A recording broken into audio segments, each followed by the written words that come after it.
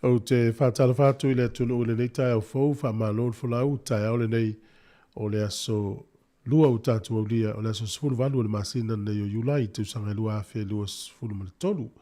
O le si ufonga o le lau mua, alo maia o le tātu sānu ngā lotu, o le ataita ia le sunga le whawhenga, Reverend Jeremiah Ellen, mai le kalesia, whapotuputonga, ke Wisiano, Amerika Samoa i Porirua. Smaia le whawhenga.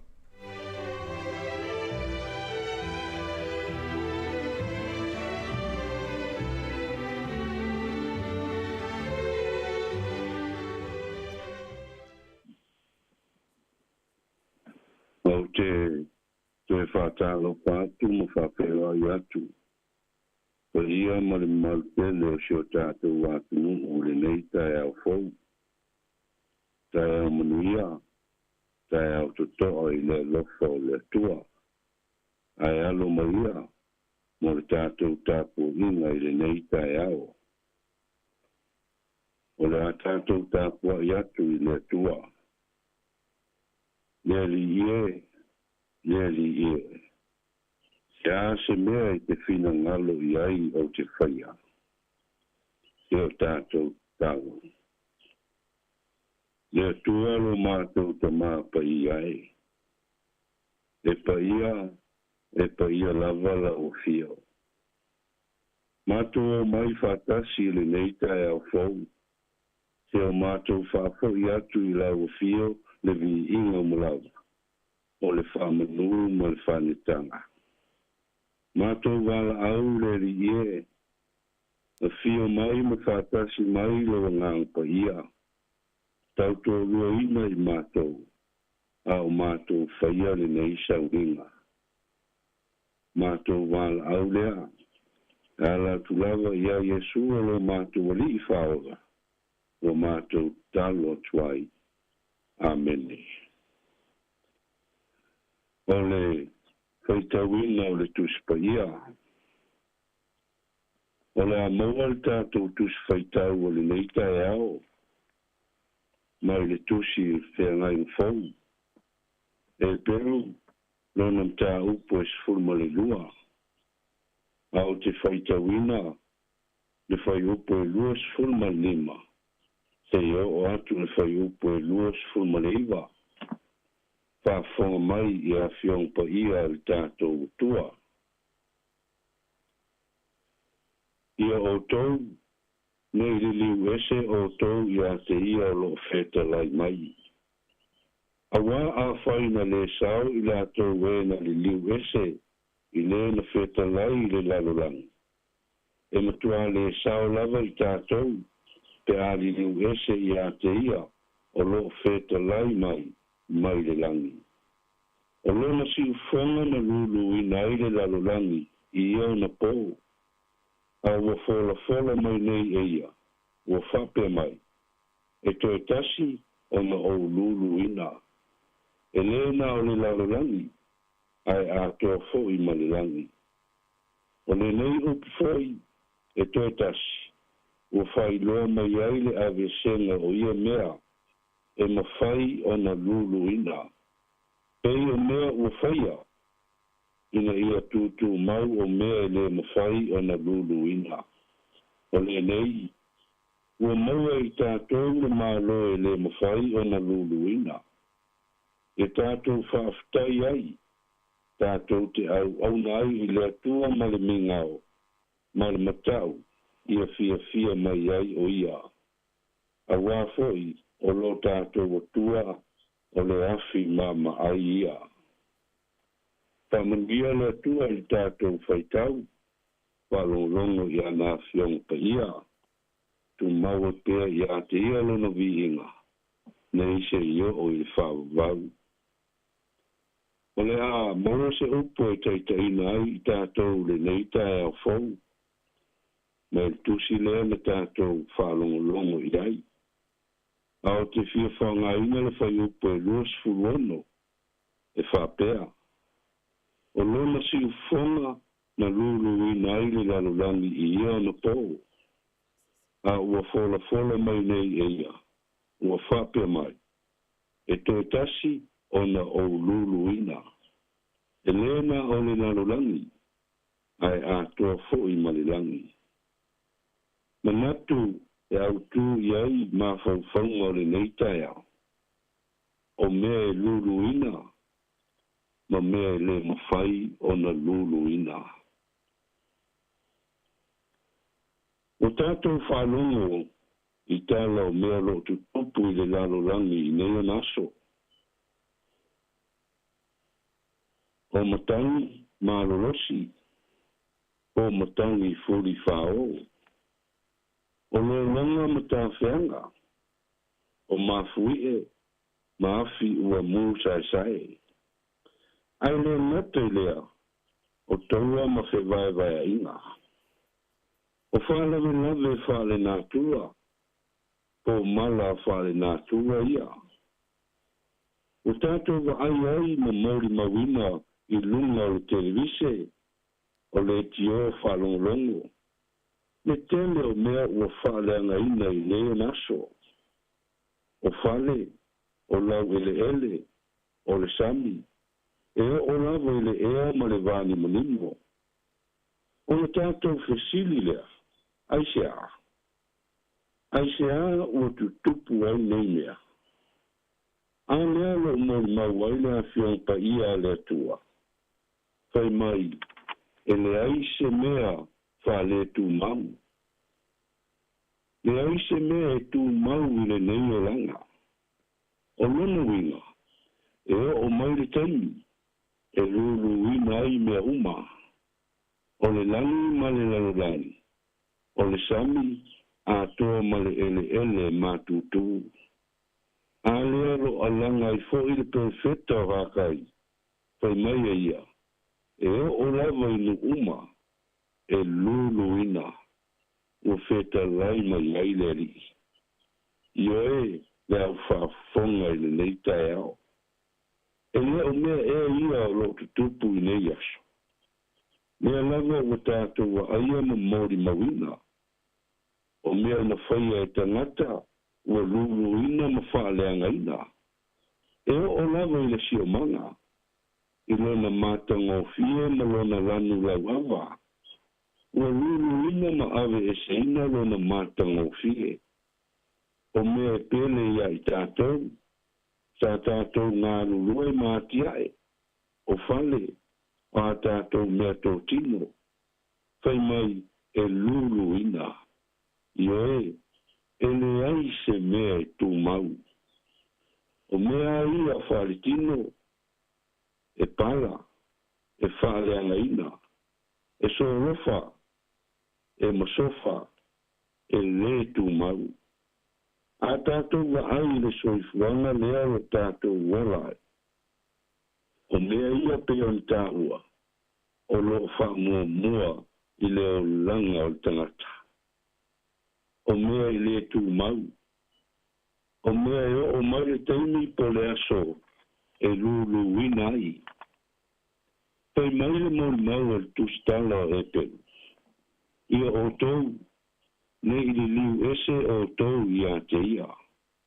A wā a whaina le sao i la tau e na li liu ese i le na wheta lai i le lalulangi. E matua le sao lava la i tātou. O e ua li liu ese mai le na wheta lai mai le langi. O lona winga, a whaia te wha mua mea wha le lalulangi, mea wha le tino, ai whātua nai mea whalerangi. O na lulu ina ai leo oe, ma mea umaro ave i ai, lo marosi. O le winga o le manatu, e te le sao, i le malo lea, e le mawhai o na lulu ina. O le ale malo lea. O le malo lea tua. E lulu ina lava mea umaro langa nei. A le malo le atua, e le mawhai o na lulu ina. O le malo e tū mau, e whaavavau. Pau lea o le mea le mawhai o na lulu ina. O le malo e te tau o na whaamua i lo tātou wola. O le malo le atua, ai pangalea, ia o lea le mea lo ave iai le tātou whaamumua. O lo tātou whaamumua lava le lalolani, ma mea whaletino, ma mea lo tātou fia iai. A ua ama lava I le whaaleanganga. Ka uta I mea lo tātou whaatauaina.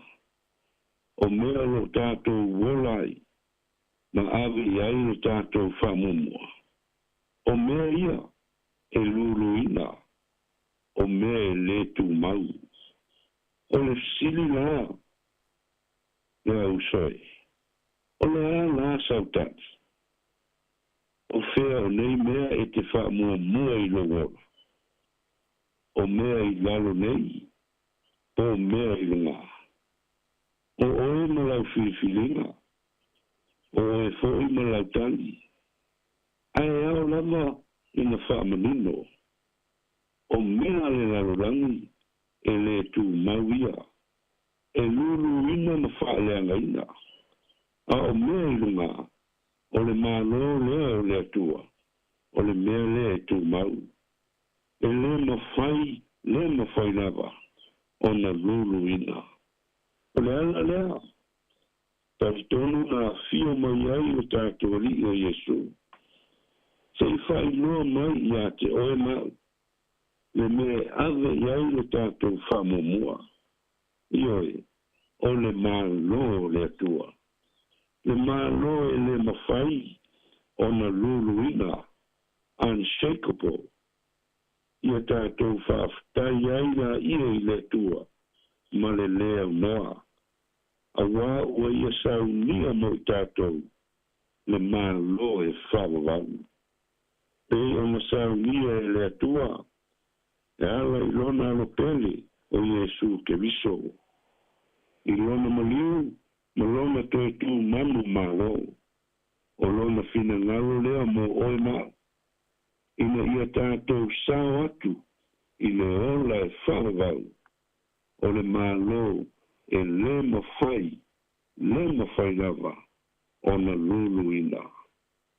Ia lofa le tua, I aise au ngā o le leifoi fe au, mo I tātou, I le nei tai au. A o tātou wala usu atu I a tātou tiete mawhaiwa whale aso. Ia whamanuia tele le atua I le pa ia ma le malu o sio tātou watunu. I le suafa lava o Yesu. Amen. O le a tātou vi atu I le atua I lana vi inga. E se lau fitus fulano, se lau fituano vi inga o le atua.